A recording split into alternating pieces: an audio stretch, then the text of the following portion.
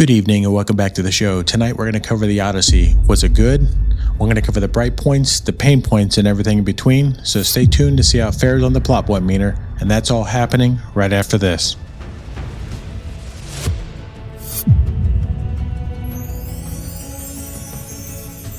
The Odyssey follows Odysseus, the king of Ithaca, as he struggles to return home after the Trojan War. Along the way, he faces monsters, gods, and countless dangers while his wife Penelope and his son fight to protect the kingdom and hold on to hope that he will return. Real quick before we get into this, hit that like button if you like the 2004 Troy movie just like I did. Now we're going to take a look at the cast of Christopher Nolan's movie, The Odyssey. So we have Matt Damon as Odysseus, we have Anne Hathaway as Penelope, Tom Holland, Zendaya, Robert Pattinson, Charlize Theron, and Samantha Morton.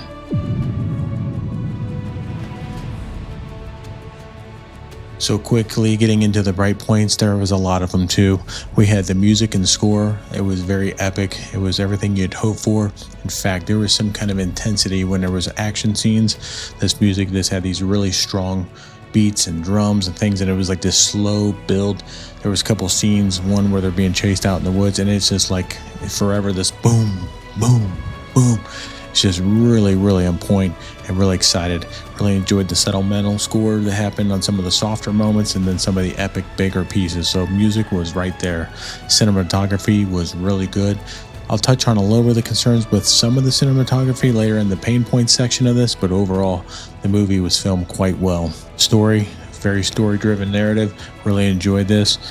You had this big grand scale thing that happened kind of right after the attack on Troy, and just was really, it's where Troy really covered and went into this battle, that you get to see a lot of the aftermath of that, and it was really impressive. This movie had epic scale and visuals, a lot going on screen. This took place in a very big area.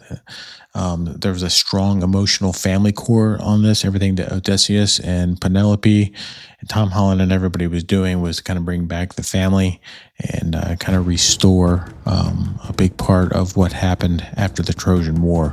So just a big, strong emotional core piece to this as well. The action was very intense and almost seemed horror-based at times. There was a couple times I actually was sitting in the theater and I actually flinched because of something that would happen and something that was going on. They did a really good job kind of showcasing some of the more supernatural or non-physical attributes of the show, and it really got you going. Again, this was fantasy. Not Troy. Troy was very reality based. It was based off of mythological characters, but they never did anything really kind of supernatural. There was these mythological creatures, and I just wasn't aware of that going into the movie, so that was a really good surprise. Carrying on with the bright points, Matt Damon as Odysseus. I just was so impressed with his character. I always liked Matt Damon as an actor, but he really brought that grit when he poured the helmet on and it kind of covered his nose piece. It was really intense. He was a very humble guy, but he had this hardened warrior sense about him, and he had this one mission that he was just going to get no matter who was on board, who was not. He had to do a lot of compromising and things of that nature to get the team to kind of lean into what he was doing, but very good in that character. I really enjoyed Robert Pattinson. He played one of the main suitors that was really trying to go after Penelope, and Robert Pattinson, I like him. He was good in Batman. He's done a lot of things, we all know that. But this version of him, he just really looked kind of like a sleazeball, and he brought it really good. The way they zoomed up on his face, he had this evil look about him the whole time, very menacing, and he just did really good on that, and I think you guys enjoy his character.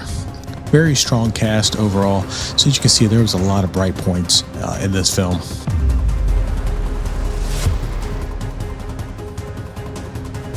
So getting into just a couple of pain points, and there was just a couple. The number one, the sound design. I thought a lot of the sound did work, all right, but there was a couple of elements in there where the sound was almost piercing. It was just like, I heard other reviewers talking about it, but when you got in there and there was a portion where you're kind of in with the Cyclops and you're just like, wow. And I know a lot of that was probably purposeful. They really wanted you as the audience, as the watcher, to feel maybe some uncertainty there, and it was kind of like shock and all, but some of the just seemed very, very loud. I watched it in Big D. I didn't watch it in IMAX, but our Big D theater has pretty good sound speakers, so that could be a complaint just from me. But I heard others talking about it as well. And the other only thing that I saw was there was this dark visual style, and it worked for a lot of the movie, especially stuff that was filmed in daylight, things of that nature. But when you're in deep caves or in anywhere where there was the light was kind of out of focus, there, it really did become a little bit murky overall. And I think that was just a stylistic choice. It didn't take me out of the movie at all, but it's just something I had to point out. Now we're going to bounce this up against the plot point meter to see how it does.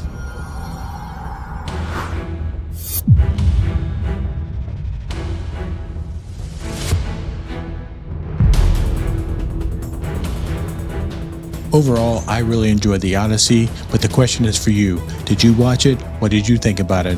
What would you put your plot point meter rating about it? If you enjoyed this video, please hit that like button, subscribe to the channel. Thanks for watching, and I'll see you on the next one.